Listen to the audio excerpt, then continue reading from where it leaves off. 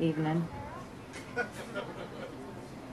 Lads and ladies of the Board of Supervisors, I come not to bury the sponsors of San Francisco's proposed Sitlie, aka Civil Sidewalks Ordinance, but to praise them and to call attention to a potential side benefit of the ordinance, a revitalization of public health.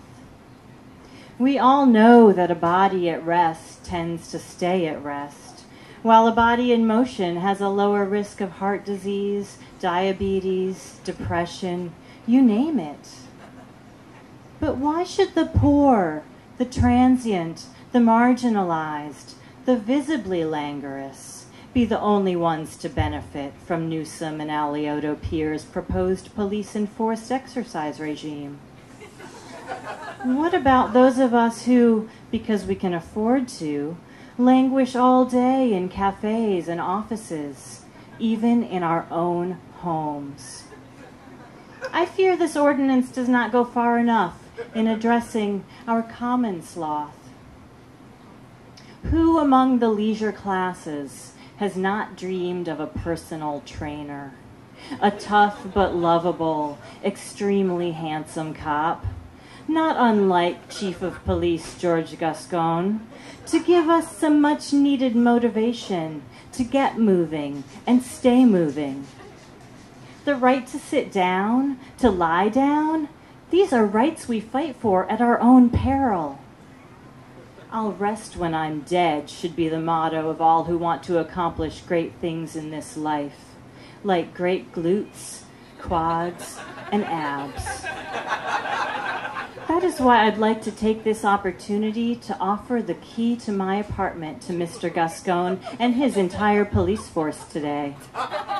Please, officers, as I understand it, you are pledged to uphold the law equally in regard to all citizens.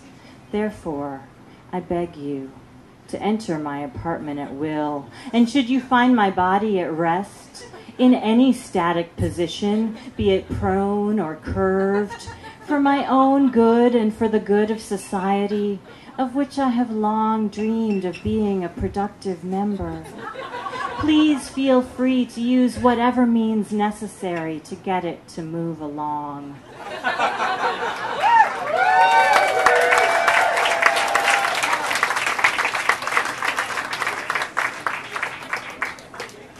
Two men, the face.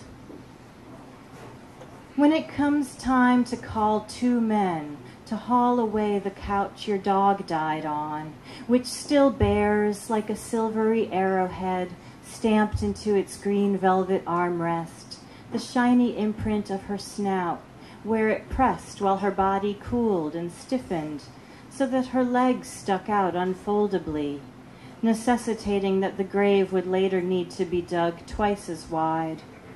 Her snout, where it pressed against the armrest, curled back as if in a snarl, creating those furrows in her face that when she was alive used to compel you to say, "Stop it! Stop making that ugly face!" Sometimes even striking her on the snout to divert her attention from her ferocious and mysterious need to attack another dog who had, perhaps to be fair, subtly insulted her in dog language, snubbing her or otherwise challenging her authority. Your first experience of rigor mortis, the terrible panic, as you realized you were not strong enough to bend the snout back into the calmly dignified expression she more often wore, and that your final memory of her face would be this ugly, misshapen expression, and you could no more change that fact than you could bend her now petrified flesh. Make sure the men are tall, bearded, and strong, one of them a stranger, with all the promise a handsome stranger imprints on your sense of possibility, and the other, a man you may have made out with once in front of a bar, his tongue too pointy and tasting of hoppy beer, and your own stale disappointment in what had at first seemed so promising, so that you have something to think about besides your dog and this final relic of her last breath departing on their strong shoulders.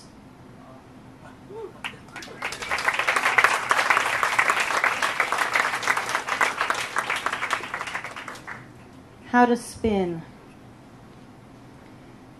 In last night's dream, I was trying to be clever, to follow through on some joke logic, but I couldn't remember the words for spinning wheel.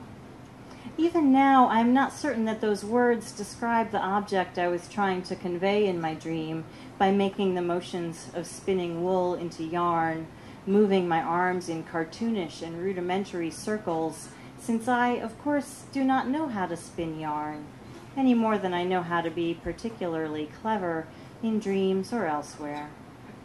Oh, but the night before last, on an uncomfortable couch in the Marin Headlands, I dreamed about sex with a succession of men I know in real life.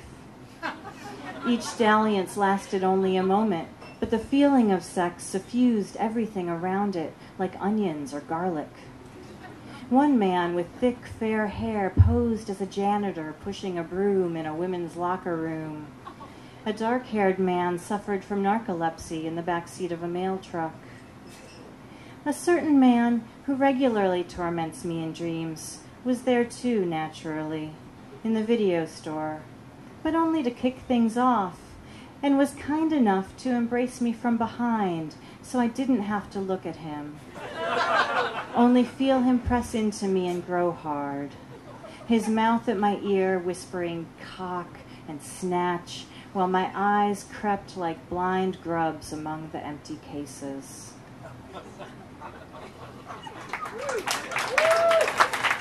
My last piece, The Myth of the Buried Tether. This is the last time I'll close my eyes to kiss you. Under each fraught skirt, another skirt furls into existence. Under each moment, a buried tether. After several attempts to cut the tether with words or burn through it with sex, I grasp it in both hands and pull.